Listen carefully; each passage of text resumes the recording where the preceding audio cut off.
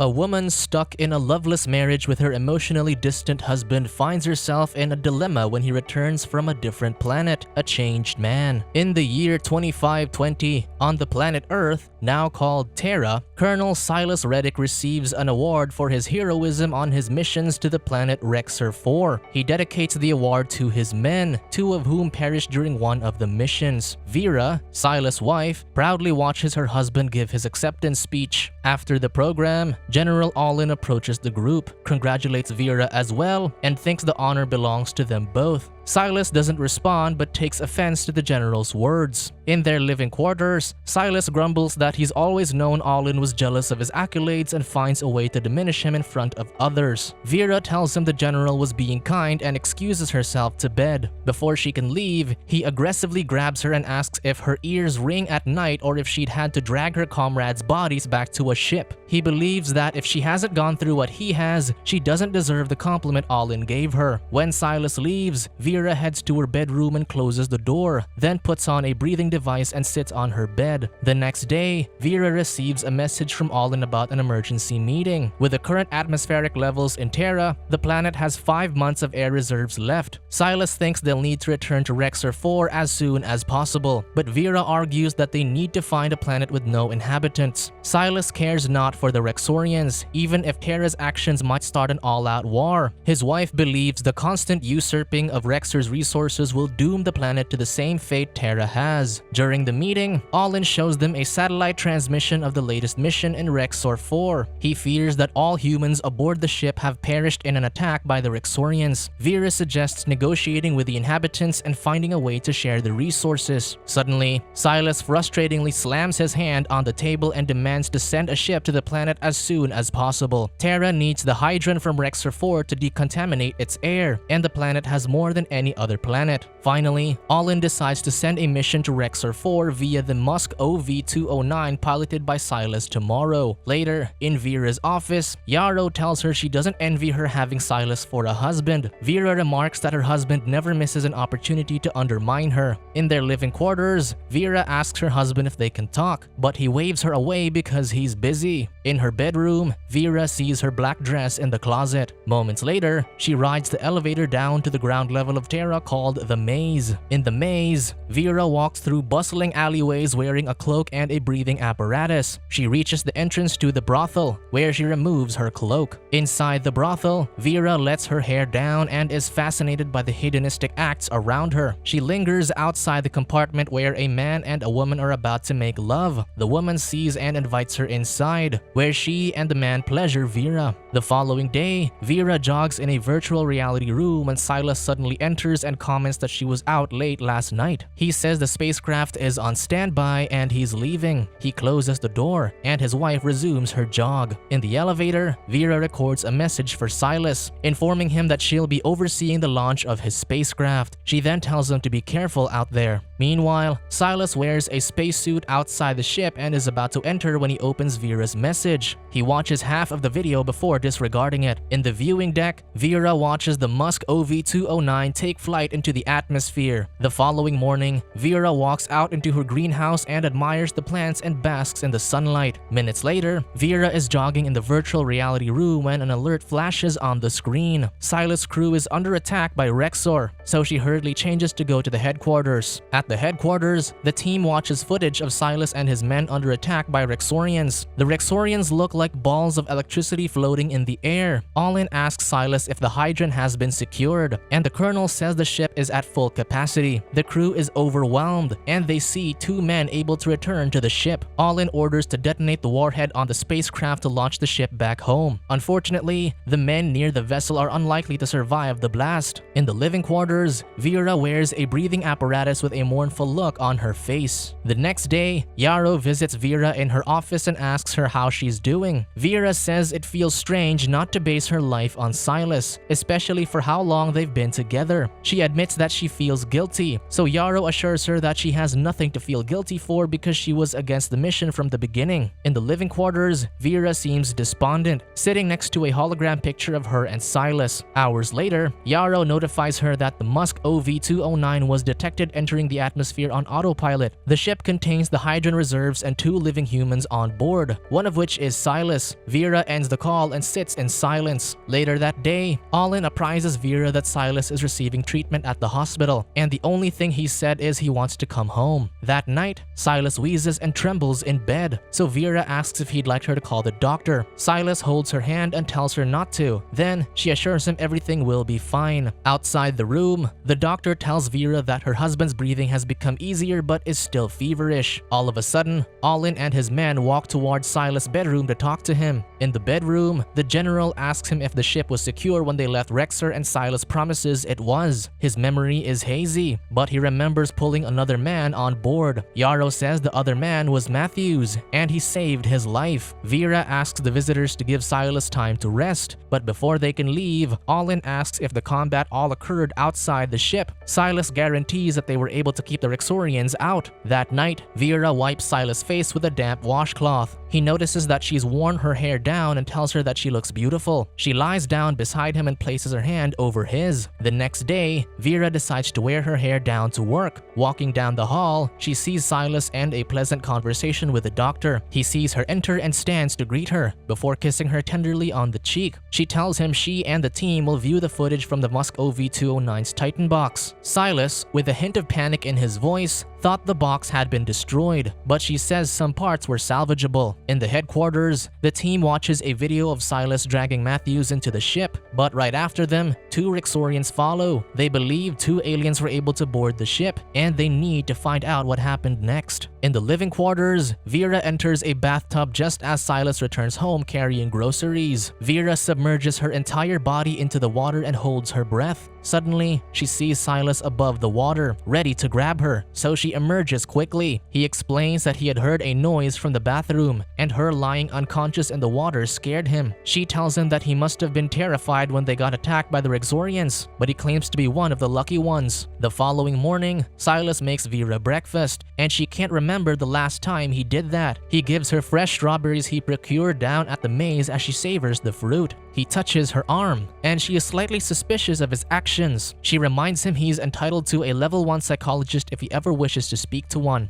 Before Vera leaves for work, Silas encourages his wife to take one bite of the food he made, and she obliges. In Vera's office, Yarrow asks her friend if anything unusual has happened since Silas returned, and she answers that nothing has happened that she can complain about. She mentions how her husband's been different but can't explain how exactly, and that it scares her a little. Yarrow asks if she thinks the Rexorians got to him, and she doesn't think so. Yarrow cautiously warns her to keep her guard up because the species can be dangerous. In the living quarters, Vera sees Silas enjoying a drink while waiting for her to come home. He's prepared dinner for her, and she thanks him. They stare into each other's eyes before she excuses herself to change out of her work clothes. Outside Vera's bedroom, Silas peeks through the door while she removes her clothes. Suddenly, he swings the door open and kisses her passionately, and they make love. Later, the couple cuddle in bed, and Vera tells him she can't remember him ever touching her like that. While the couple is asleep, soldiers burst into the bedroom and arrest Silas. His powers as a level 1 colonel are suspended until further notice. At the headquarters, Yarrow informs Vera that the arrest was General Olin's order. They watch a video of Matthew's interrogation, where they play a recording by his roommate of Matthews speaking in Rexorian in his sleep. The Rexorian phrase is translated to, "Please bring back my comrades from death." Matthews then attacks the interrogator while screeching a non-human-like sound. General Olin believes Matthews is a metamorph, which happens when a Rexorian inhabits a human host. He thinks this also explains how Matthews and Silas survived the warhead blast. He tells Vera that Silas is no longer who she believes is her husband. Later, Vera watches Silas' interrogation, where they repeatedly ask him to tell them his real name and rank. He insists that he is Silas, but they still shock him. The interrogator asks him how he and Vera met, and he tells them they met because the state procreation mandate paired them, and he remembers the tenderness behind her eyes. The interrogator tells him to stop pretending because his fellow soldiers has already given him up. Olin tells Vera that because Silas is a level 1 colonel, he cannot be terminated without a trial, and he's counting on her testimony. She promises that her loyalty is to the state. At the trial, Guard sits Silas in front of the judges, then the council states that Silas is not human but a metamorph from Rexer 4. General Olin is called to the stand, speaking on how metamorphs are ruthless and conniving creatures with no moral code or empathy. What the Rexorian did to Matthews shows how they have no remorse for whomever they inhibit and is an example of what the species could do to Terra. Next, the doctor takes the stand and explains how Rexorians can meld their DNA with humans and absorb their minds and memories. When asked whether he thinks the Silas who sits before them is the same Silas from before, he doesn't think so. Then, Vera takes the stand and admits that Silas used to be tense and disconnected, but when he returned from Rexer 4, his demeanor changed. They ask if the thought of him being Rexorian ever crossed her mind, and she says no. She was shocked by the arrest but understood why it happened because of Terra's state of emergency and how people have difficulty keeping their fears in check. The council asks her if she believes the man before them is her husband. After a long silence, she says she does believe it is Silas, and the audience buzzes with murmuring. Afterward, Yarrow is called to the stand, mentioning how she and Vera have worked together for a decade. She tells the judges that Vera has been distracted and troubled since Silas returned. She notes that Vera shared her suspicions about her husband and even said he seemed like a different man. Yarrow believes Vera has been evasive and willingly harboring a metamorph from Rexer 4 since Silas' return. Suddenly, Silas asks the court if he may be allowed to testify. At the stand, Silas says he is not the enemy, and he is indeed Silas. He admits he is different now but calls out the court and the people who rush to judgment, ensnaring his and his wife's lives. He declares that if they want a confession from him, they must promise to discharge Vera of any wrongdoing. If the state agrees to the terms, then he is Rexorian. The council announces that the state accepts his terms, and the judge orders to take him away. Before Silas is taken, Vera asks permission to address the court and is granted the floor. Vera says that if the court believes General Olin's facts that Rexorians lack a moral code and are without empathy, Silas cannot be Rexorian because a metamorph would never choose its demise over another's. Yet everyone in the room has witnessed Silas willingly forfeit his life for hers. She asks what the ultimate test for being human is, if not sacrifice, love, and kindness. Later that day, in the kitchen, Vera tells Silas that it's time he told her his real name. He says she won't be able to pronounce it because the sounds can't be formed. She says she'll keep calling him Silas if that is the case. The couple then looks deep into each other's eyes.